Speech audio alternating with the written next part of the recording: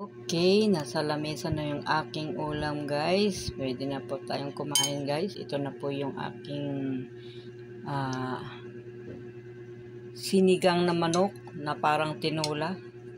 Doble ang kanyang tawag guys. Parang tinola siya dahil meron siyang paasim. Kaya sinigang na manok at tinolang manok. Tapos kangkong po yung kanyang nailagay. Yung aking hinarvest sa aking tanim. Yan, 'di ba? Galing ka talaga, guys, no? Hindi na ako nagbili ng kangkong. Yung aking ipiniremier na kangkong, guys, eto na.